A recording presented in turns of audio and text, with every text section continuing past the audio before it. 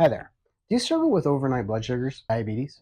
Well, I certainly do. A few weeks ago, I decided to take a break from my insulin pump, which actually is really brilliant at keeping overnight blood sugars pretty well controlled. It got me thinking, switching from my pump to insulin injections, about the 5 things I had to do to keep my blood sugars fairly well controlled. And I'd like to share them with you. So, my name's Trevor. I've had type 1 diabetes for 42 plus years, and simply on a mission to share some of the things I've learned along the way. I've raised 2 type 1 kids and also work in the medical field, and I've worked as a diabetes educator. But all that aside, I think personal experience with diabetes is the main thing. And I want to learn from you guys too. So before we get to the 5 things that helped with my overnight blood sugars, why should you even care about blood sugars if they're not perfect overnight? Well, if you think about it, over the long term, being high and out of range while sleeping really adds up. Like literally, a third of your life is spent sleeping, if you sleep well, that is. And this amount of time will no doubt lead to damage to the body and diabetes complications later on if you're completely out of range overnight. So I'm curious, how many of my friends out there with diabetes struggle with overnight blood sugars? I know over the years I have definitely struggled for many reasons, which I'll get to later in the video. But drop me a line below in the comments to let me know if you or your loved ones do struggle with managing blood sugars overnight and how you manage it. So I go back and forth from my insulin pump to insulin injections quite frequently, more frequently than I probably should, to the point where my diabetes team questions my anti, and they don't judge me, but they do question why I go back, and I tell them the reasons. So this is my diabetes journey, so I'm going to do what works for me, and I hope you guys do the same. And I really appreciate that this is your journey as well. And I'm not a doctor, I'm not a medical professional giving you medical advice over the internet. Please work with your team. So back to the point. I love the pump because it autocorrects overnight, and I wake up almost every morning with a normal blood sugar, usually 6.1. But I also like pump free breaks. I don't know. Like having a needle lodged into your skin 24/7 is, well, to me, annoying. I also do some full contact sports, and it just doesn't work. Sometimes I just need that break. I don't like to be tethered to something. I like to roll around freely in bed.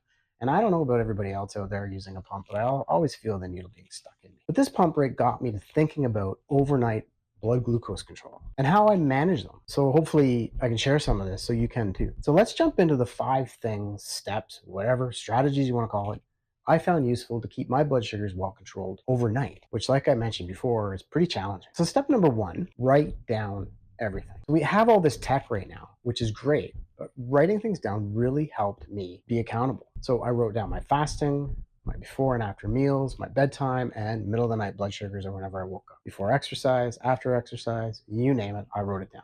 I also wrote down carbs, activity, and stress too. So I could link blood sugars to those things as well. My ultimate goal was to go to bed with a normal blood sugar and wake up with a normal number, with no highs or lows during sleep time. You all know how tricky this is as an insulin dependent diabetic, I'm sure. If you find this impossible, like I do sometimes, give a thumbs up. Click that thumbs up. Tip number 2, or lesson number 2, that I learned during this little transition that got me thinking about how hard it is to control blood sugars overnight. Keep life patterns and schedules standard for the first little bit. Like we have enough to think about with diabetes, but if you can standardize some of the things like activities that you do them the same time every day. Meals that you eat the same amounts at the same time every day. Keep your sleep schedule the same. Stress is a hard one, but if you can, try not to be stressed out during this transition time. So what this does is it allows you to focus strictly on the insulin dose and getting that fine tuned, whether it's in the morning that you take the long acting or twice a day if it's lamp. In my case, it's Tresiba, so it's nighttime. If you eat a different amount of carb, protein, and fat with your last meal of the day and you switch it up every day, it's impossible to know whether it's that meal causing your blood sugar fluctuations or it's your actual dose of insulin. So I always say keep it simple, standardize everything else. It's pain.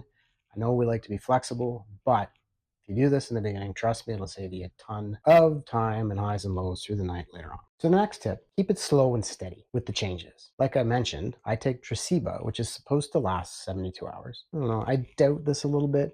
I take such a small dose, and I think that some insulins, most insulins actually, are dose dependent, meaning if you take a massive dose, it's going to last a lot longer than a tiny dose. Anyways, I'm not going to debate that. It's not even about this video, but let me know in the comments if you find this as well. Anywho, I made adjustments every 3 days based on the profile of Tresiba, which is supposed to last 72 hours in the body. And I made small doses. I started at a smaller dose and I adjusted it every 3 days till I got my fasting blood sugar within that range I wanted to without having highs and lows through the night. The next tip, I believe it's tip number 4. Evening meals and food matters. Big time. Like a lot. Let me explain. I don't know if you've watched my video on New York City, was the insulin worth it? But when in New York City, I ate late meals all the time. And I was on the pump at this time. But the lessons I learned from this were applicable to keeping blood sugar stable overnight for this video. Meals that are really, really heavy, eaten late, and high in fats and proteins really cause a delayed release of blood sugar, and makes it really difficult to control. The timing of the meal also matters. Like I mentioned, late meals. If you eat the meals earlier, preferably no later than 7 p.m., depending on when you go to bed, it really makes a difference. I try to make sure that my mealtime doses of insulin is out of the system before I nod off to sleep. Needs less insulin. When I eat really late, I'm either really high most of the night or I drop low in the early hours when my body needs less insulin. So before I get to the final tip, I'd like to mention something important. And a reason I've tended to run high at night, and I'm sure a lot of you folks have done the same thing, whether you're new or you've been doing this for a long time. So it's not really a tip, but it's just sharing. That is the fear of hypoglycemia or low blood sugars.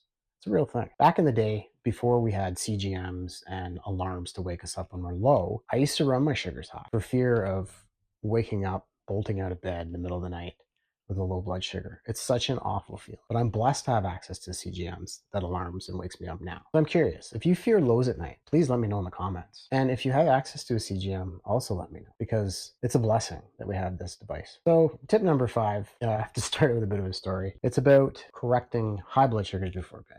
So here I am, looking at my blood sugar reading, slightly elevated. I'm thinking in my head, should I correct? Should I not correct? It's only a little bit high, maybe a little bit of insulin, maybe, I don't know, half a unit. Maybe I can even like pull out the pen before and not, correct too much. You get where I'm going with this. And then bam, take the correction. You realize I should have just left it. My sugar wasn't that high. You end up downstairs in the middle of the night or wherever your kitchen is, devouring a box of cookies, realizing that, oh crap, I probably shouldn't have corrected to begin with. Anyways, and then the roller coaster starts in the middle of the night, and then you start out with a crappy blood sugar and spikes and highs and lows and peaks and valleys. You know what I'm saying. So now I only correct if I have a bunch of food on board and no mealtime insulin on board. And I take a half to a quarter of the amount I would normally take to correct during waking hours or non before bed hours. So let me know in the comments if this has happened to you. If you've, debated whether to correct at night and then you end up correcting and then you end up being low and causing this roller coaster. All right, well, that's my pain point this week. I wanted to share with you guys. Thanks for watching.